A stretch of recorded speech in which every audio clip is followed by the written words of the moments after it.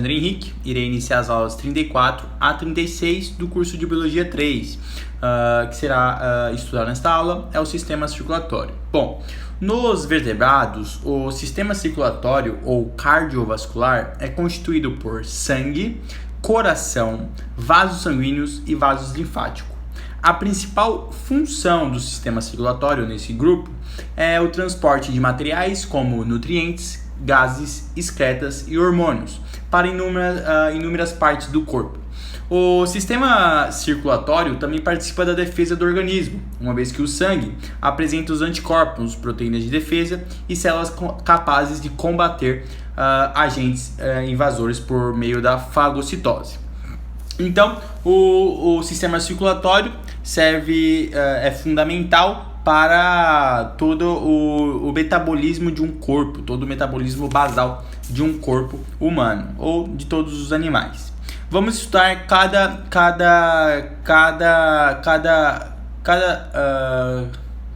cada constituição do sistema circulatório. Primeiro, vou começar pelo sangue.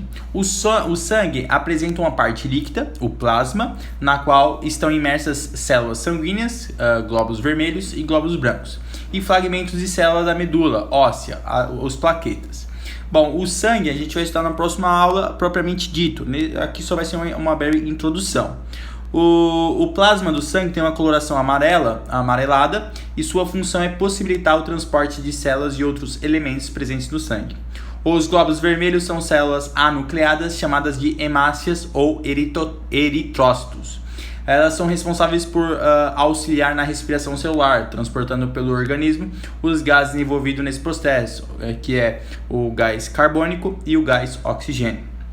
Bom, os glóbulos brancos, também chamados de leucócitos, outro tipo de célula do sangue, fazem parte do mecanismo de defesa do organismo contra agentes externos. Já as plaquetas são, na realidade, fragmentos de células da medula óssea e participam da coagulação do sangue em situações de rompimentos de veias e capilares. São os leucócitos. São os glóbulos brancos que participam no processo de coagulação ou cicatrização de um corte. Bom, vamos agora para o coração. O coração é importante constituinte do sistema circulatório e é responsável pela circulação do sangue, o bombeador. É um órgão dotado de parede muscular, o miocárdio, músculo estriático cardíaco, com cavidades em seu interior por onde o sangue passa.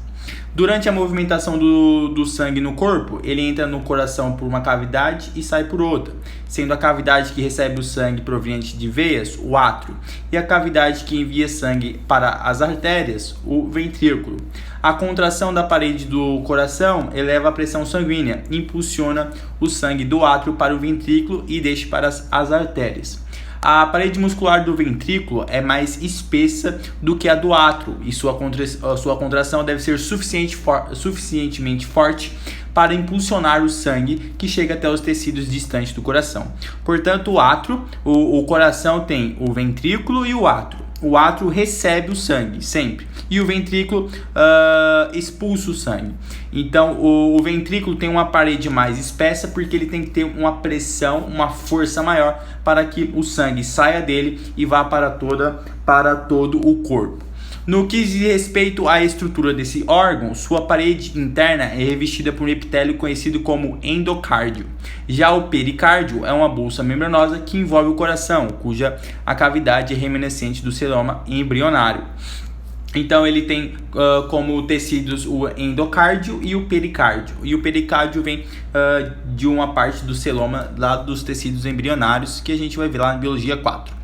Bom, vamos agora para os vasos sanguíneos. Os vasos que levam o sangue dos tecidos ao coração são as veias. Portanto, tudo que chega no coração é veia e tudo que sai do coração são as artérias.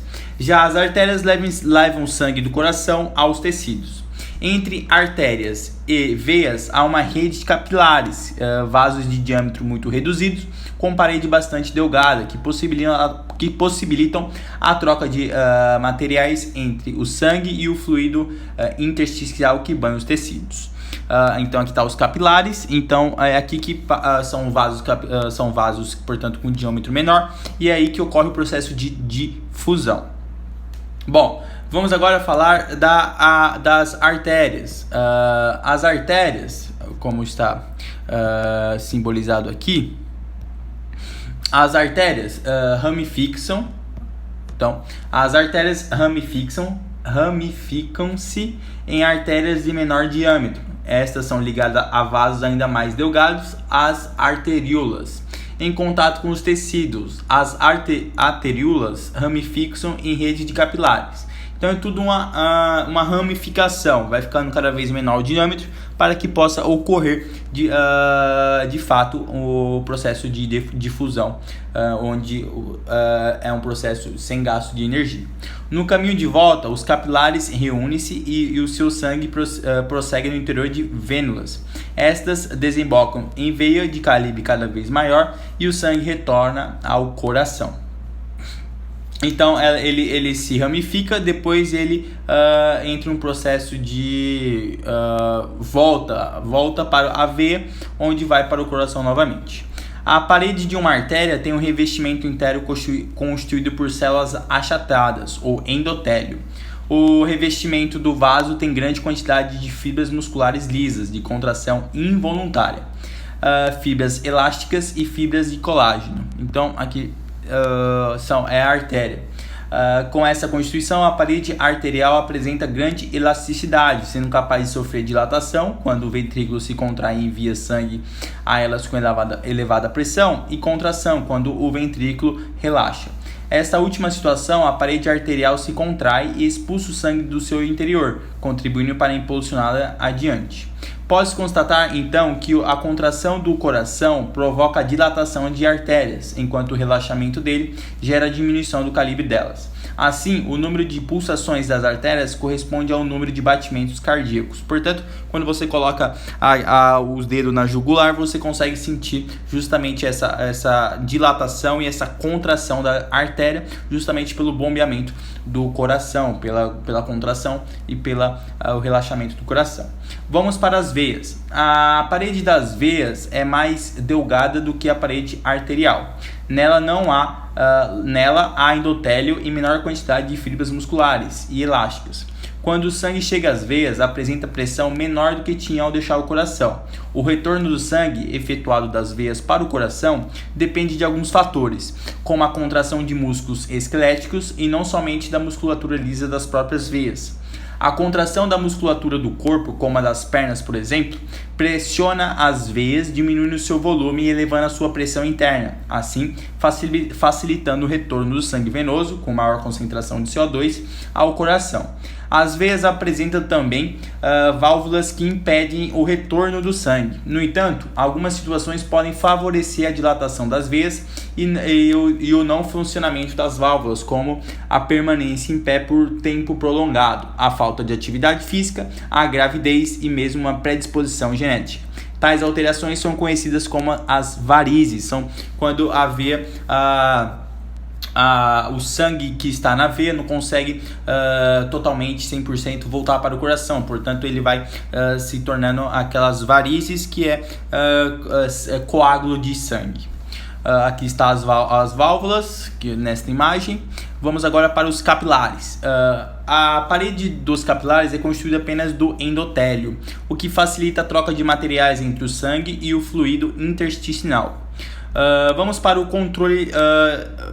O que é importante de falar do sistema circulatório é justamente o controle da temperatura por meio da circulação. O sistema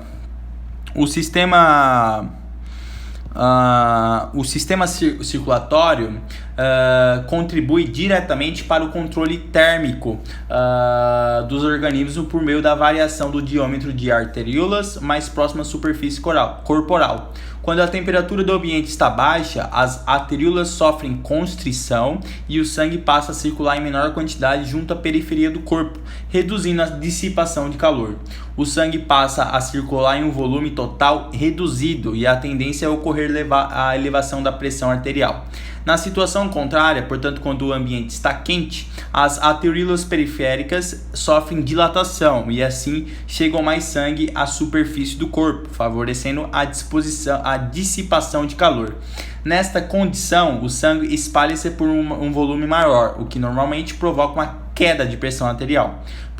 Por essa razão, muitas pessoas passam mal quando ficam expostas há muito tempo a temperaturas muito elevadas.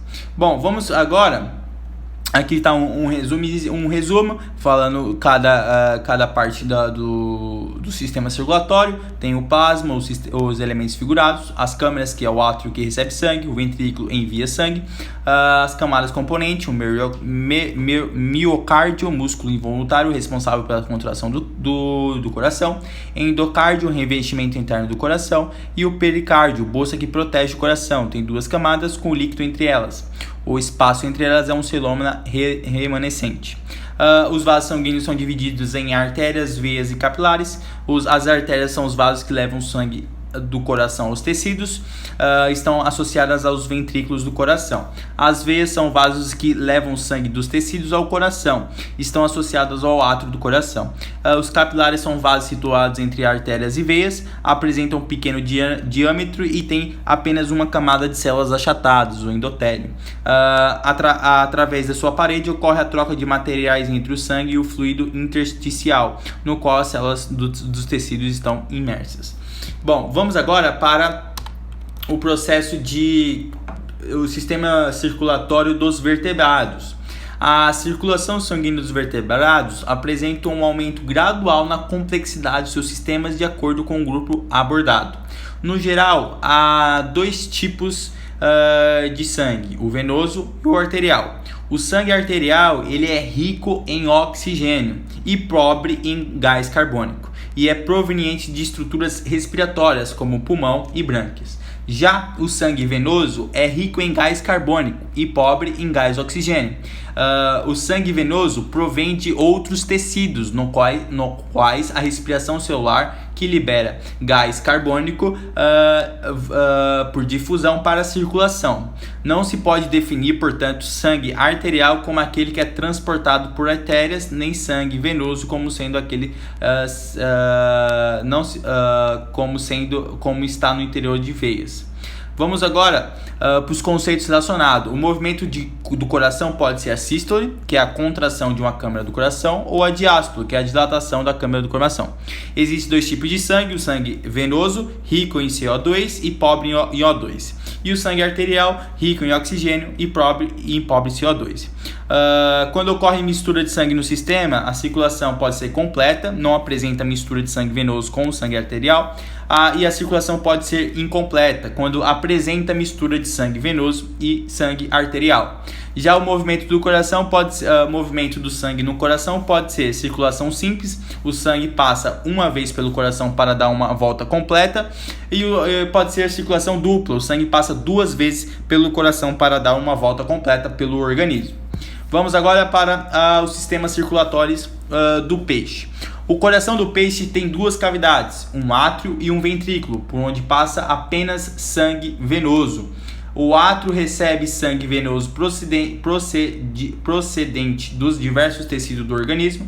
Do átrio, o sangue passa para o ventrículo, que se contrai e impele o sangue para o cone arterial, do qual saem artérias que dirigem as brânquias. Nos capilares branquiais ocorre a hematose e o sangue venoso é convertido em sangue arterial, sendo diretamente distribuído para os tecidos do corpo.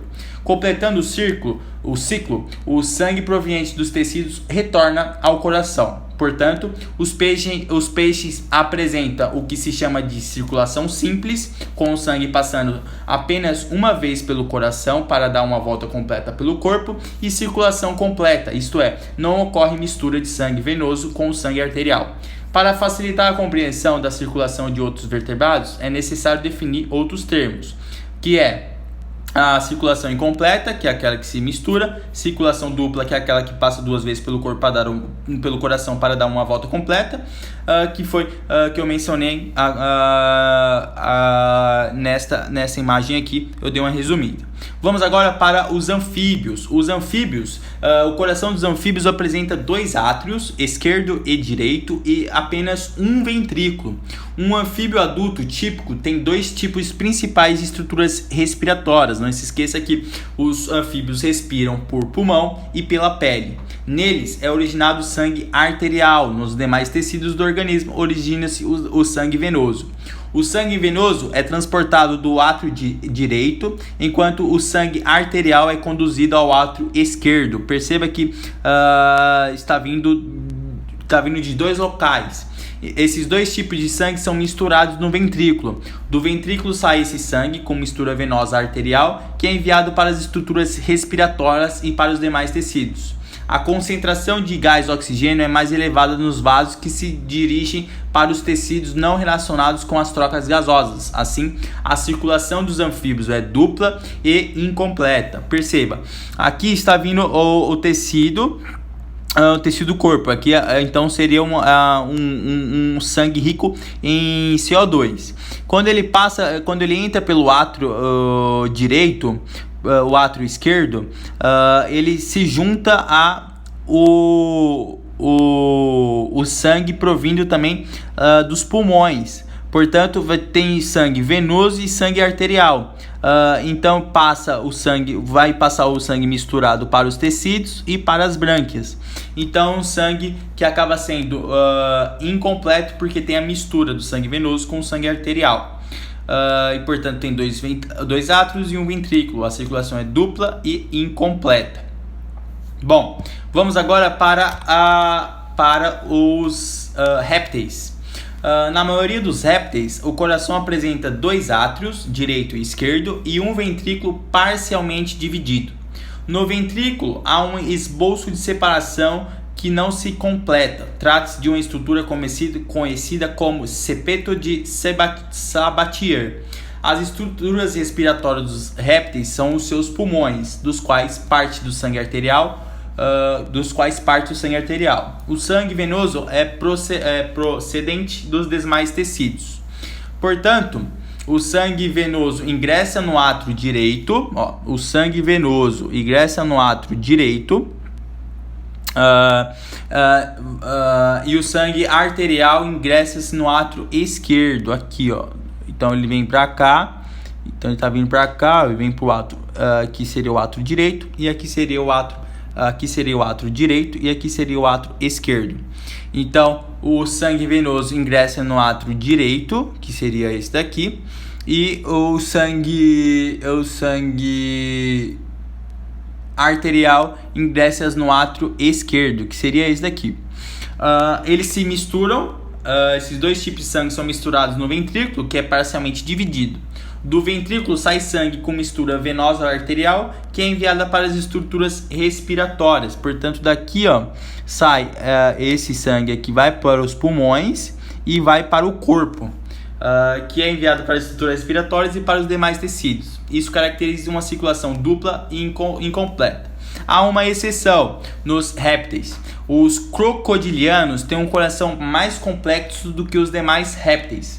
Possuem 4 cavidades, 2 átrios e 2 ventrículos. O átrio direito recebe o sangue venoso, que é enviado ao ventrículo direito. Deste, o sangue é impulsionado através de uma artéria até os pulmões. Após a oxigenação no sangue, o sangue segue novamente em direção ao coração, entrando como sangue arterial pelo átrio esquerdo e seguindo ao ventrículo esquerdo, impulsionado com a artéria aorta para os tecidos do corpo. No coração dos crocodilianos há uma outra artéria aorta, oriunda do ventrículo direito, que transporta sangue venoso. Logo, na saída do coração, as 2 aortas se comunicam, acontecendo a mistura do sangue venoso com o arterial. Com essa comunicação acontece por meio de um orifício, o forame de Panizza. Já na região posterior do corpo, as 2 artérias unem-se e é formada a artéria dorsal, contendo sangue com uma maior mistura venosa arterial. Vamos agora para o coração. Aqui está o coração do crocodiliano. Perceba que tem uma mistura lá em cima. As duas aortas levam sangue venoso do ventrículo direito e uma leva sangue arterial provindo do ventrículo esquerdo.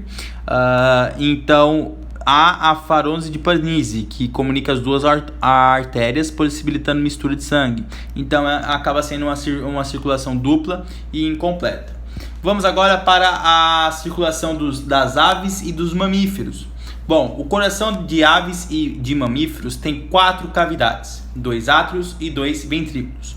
Durante a circulação sanguínea, o átrio direito recebe sangue venoso transferido posteriormente para o ventrículo direito. Desta câmara, o sangue é levado para os pulmões, onde se dá hematose. O sangue arterial procedente dos pulmões é conduzido ao átrio esquerdo, de onde passa o ventrículo esquerdo. Deste ventrículo, o sangue arterial é levado para os tecidos, através da artéria aorta. Nas aves, a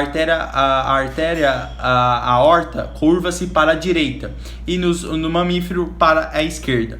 A curvatura da aorta é conhecida como crosta da aorta.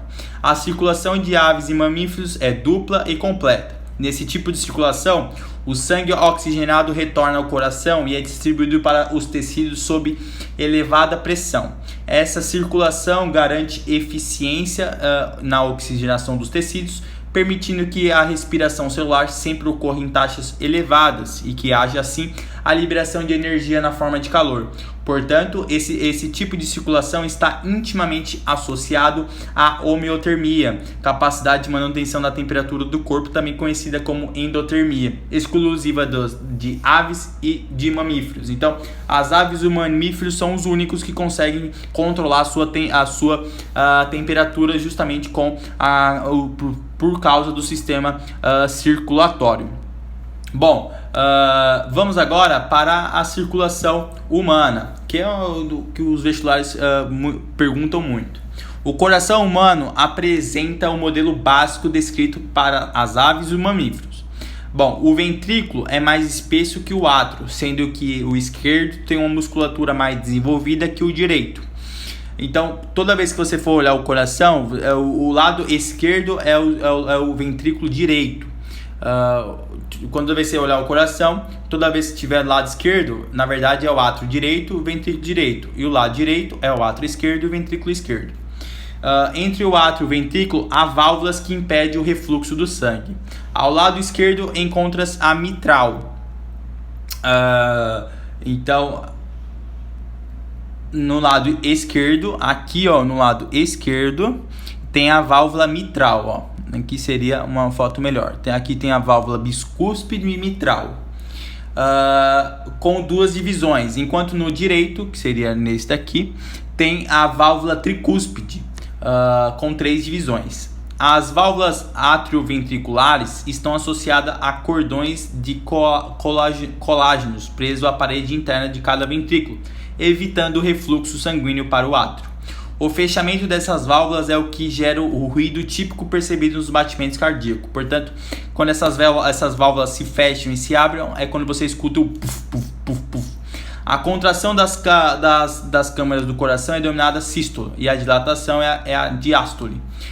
Batimentos cardíacos lentos correspondem à braquicardia, enquanto batimentos cardíacos rápidos correspondem à taquicardia. A circulação sanguínea nos humanos acontece em 2 ciclos distintos, pequena circulação e grande circulação. Na pequena circulação, o sangue sai do coração, vai aos pulmões e retorna ao coração. Ela se dá na seguinte forma: o átrio direito, aqui está, o átrio direito, portanto, o átrio direito recebe sangue venoso procedente dos tecidos através da veia cava superior. Então aqui está a veia cava superior, veia cava inferior, veia cava superior, e da veia cava inferior. O sangue passa pela válvula tricúspide para o ventrículo direito. Com a contração desse ventrículo, o sangue é impulsionado para as artérias pulmonares. Então, esse sangue vem para cá, para as artérias pulmonares. Essas artérias pulmonares conduzem o sangue dos pulmões, onde ocorre a hematose.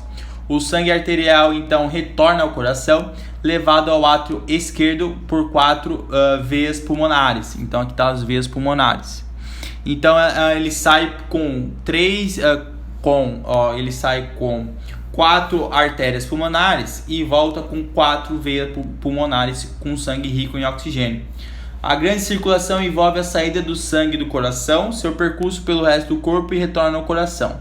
Após a entrada do sangue arterial vindo do pulmão pelas veias pulmonares do átrio esquerdo, ele passa pelo ventrículo esquerdo através da válvula bicúspide. Com a contração do ventrículo esquerdo, o sangue é enviado para a artéria aorta, que se ramifica em outras artérias, levando o sangue aos diversos tecidos, inclusive ao próprio coração. Carótidas são as artérias que levam sangue à cabeça, e as jugulares são as veias que trazem sangue venoso da cabeça ao coração. Então, as carótidas são as que levam sangue oxigenado para a cabeça, e as jugulares trazem o sangue venoso da cabeça ao coração. Bom, na saída das artérias pulmonares da artéria aorta também há válvulas que impedem o refluxo do sangue para os ventrículos. Então aqui também tem válvulas para não permitir que o sangue retorne para justamente os átrios. Bom, vamos agora falar do controle cardíaco do coração, o controle dos batimentos cardíacos. Nos humanos, o controle dos batimentos cardíacos pode ser influenciado pelo sistema nervoso central, mas a geração dos estímulos é proveniente do próprio coração. Os batimentos seguem o ritmo de impulsos nervosos gerados em 2 áreas distintas do coração, o nódulo sinoatrial e o nódulo atrioventricular. O nódulo sinoatrial está localizado na parede do átrio direito. Consiste em uma estrutura especializada da qual partem ramificações que se estendem para a musculatura cardíaca dos átrios, gerando impulsos nervosos e determinação à contração de ambos. Algumas das ramificações do nódulo sinoatrial atingem outro ponto do coração, conhecido como nódulo atrioventricular. Ele também é localizado no átrio direito, mas nele partem ramificações, chamadas de feixe de Ince, que percorrem a parede entre os 2 ventrículos, penetrando nos ventrículos direito e esquerdo, desencadeando a contração dessas estruturas. Então está aqui o nódulo sinoatrial e o nódulo atrioventricular. E aqui está as ramificações. Quando o nódulo sinoatrial ele ocorre o impulso nervoso, ele se propaga, então ele primeiro contrai o átrio, depois ele contrai o ventrículo, sempre assim. O nódulo sinoatrial também é conhecido como marca-passo, pelo fato de desencadear o batimento cardíaco. Ao marca-passo estão associados 2 nervos do sistema nervoso autônomo, um parasimpático que produz bradicardia e o outro simpático que produz taquicardia. Assim, dependendo da situação que o organismo se encontra, há a necessidade de aceleração ou diminuição do ritmo dos batimentos cardíacos. E apesar do coração ter sistemas próprios de controle de contração, seu ritmo pode ser alterado por estímulos nervosos provenientes do sistema nervoso autônomo. Bom, vamos agora para as questões. 1. Universidade Federal do Rio Grande do Sul. Observe os esquemas abaixo representa sistemas circulatórios de vertebrados. O primeiro é claramente o peixe. E o segundo, a gente está vendo uma mistura do sangue, porque tem apenas um átrio esquerdo, átrio direito e está tendo uma mistura de sangue. Portanto, no 1, em relação aos 2 esquemas, considera-se afirmações. O vertebrado do esquema A possui brânquios, sim. O do B, pulmões, sim.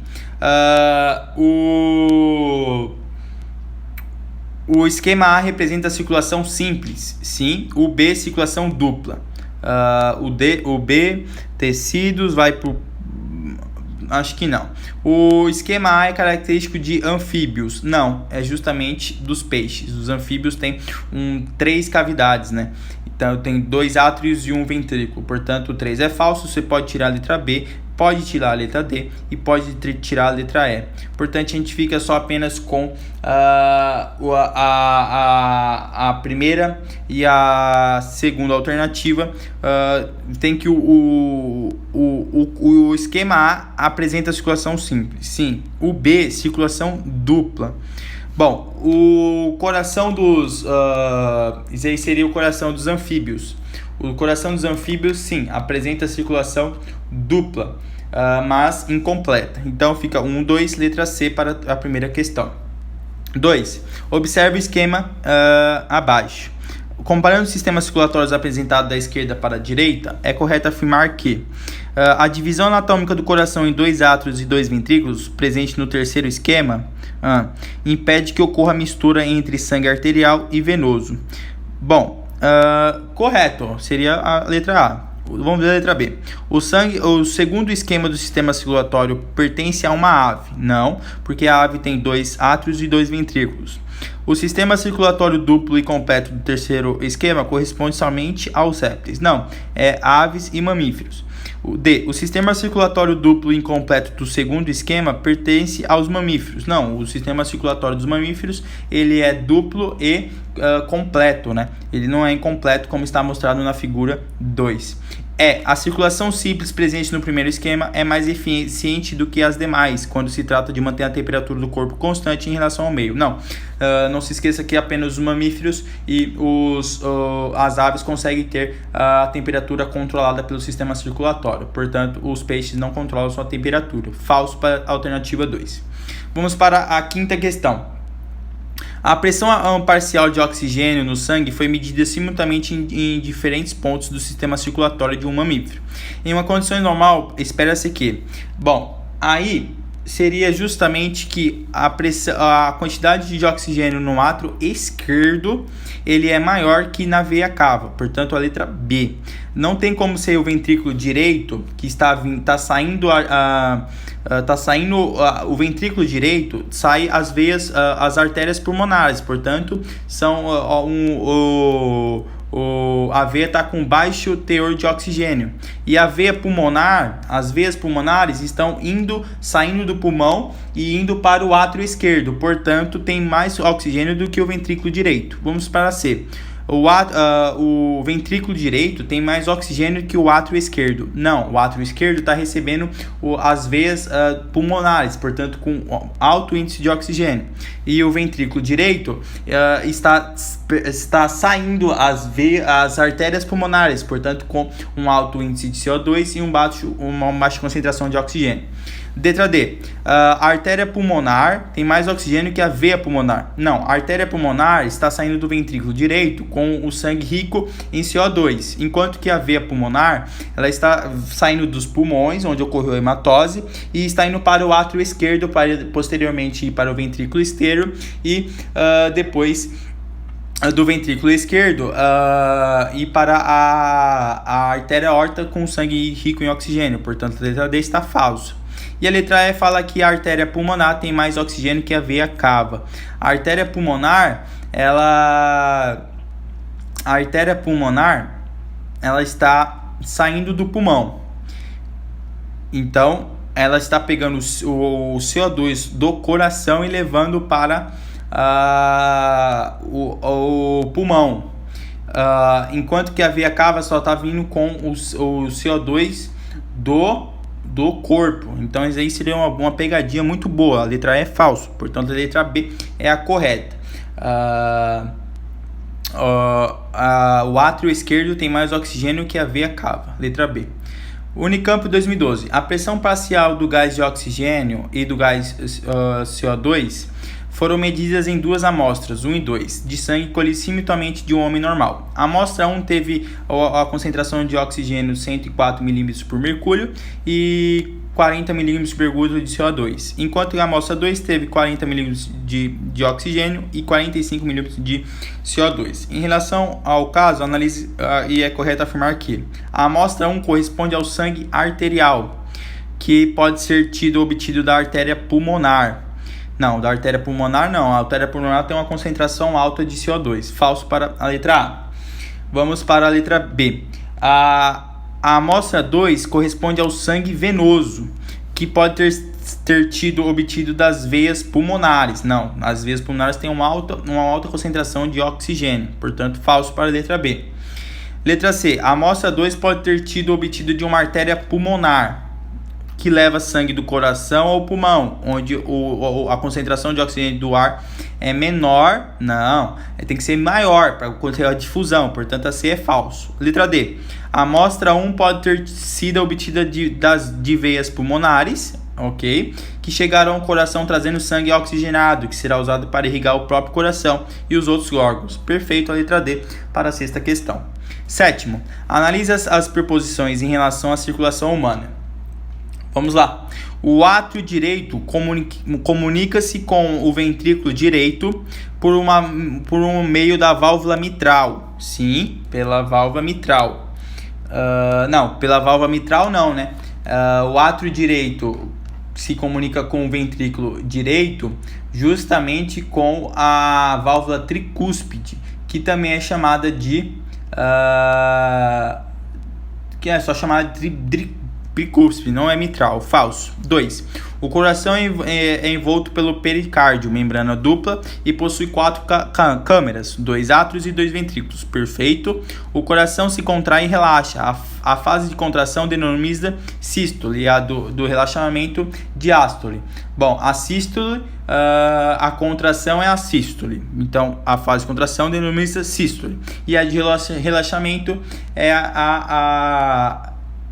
que é a dilatação, é a diástole, portanto, de relaxamento. Então, verdadeiro para 2 e 3. A primeira é falsa, pode cortar, então só fica com a letra B de bola. Vamos para 8. Na figura a seguir, que representa de forma simplificada o sistema circulatório humano, a quais letras correspondem respectivamente veias e artérias pulmonar. Bom, a veia e a artéria pulmonar. A veia pulmonar é justamente a veia pulmonar que está chegando no coração, portanto B, são as veias pulmonar. E a artéria pulmonar é que está saindo do coração e indo para o pulmão, portanto é a D, são as artérias pulmonar. Vamos para B. Então vamos para a B. A trombose venosa profunda, então ali está o átrio,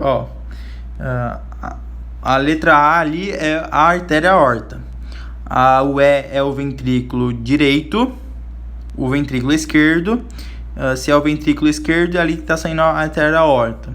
C é justamente a veia cava, letra D vai ser a artéria pulmonar, a B vai ser justamente a veia pulmonar. Portanto, A é a artéria aorta, a B é a veia pulmonar, a C é a veia cava e a D é a artéria pulmonar. E a E é o ventrículo esquerdo. A trombose venosa profunda, TVP, resulta da formação de um trombo, coágulo de sangue, numa veia profunda da perna. Na TVP pode ocorrer a obstrução parcial ou total da passagem do sangue. Em alguma situação, o coágulo se desprende e é transportado pelo sangue. Nesse caso, em qual das porções do sistema circulatório indicado na figura, ele chegará primeiro? Bom, ele chegará primeiro no C, né? No C, porque ele está vindo do sistema maior, então ele vai chegar lá na veia cava C. Indique, ordenando as letras, o percurso que esse coágulo faria para ir de D até A. Bom, de D até A, ele vai D, aí posteriormente ele vai para B, aí chegando em B ele vai passar por E e depois chega em A. Esse seria o percurso. 9. A figura representa o esquema de um coração humano no qual estão indicadas algumas de suas estruturas. Analise as proposições em relação a este órgão. O sangue arterial circula dentro das artérias e o venoso dentro das veias, correto? As artérias pulmonares esquerda e direita conduzem o sangue venoso aos pulmões. Sim, as artérias pulmonares conduzem, sim. O ventrículo direito do coração, Possui paredes mais espessas. Não, é justamente o ventrículo esquerdo. Falso para a terceira questão. Vamos para a quarta. As veias cavas trazem o sangue venoso dos pulmões ao átrio direito do coração. Não. As veias cavas trazem o sangue venoso do corpo. Então, falso. Então, ficamos com a primeira e a segunda verdadeira. Vamos agora, as paredes das veias possuem músculos que auxiliam na impulsão do sangue. Justamente errado, né? Então ficamos somente com 1 e 2 verdadeiro para esta questão a 9. Então a aula de hoje foi isso. Deixa o like, compartilha e até a próxima aula. Tchau, tchau!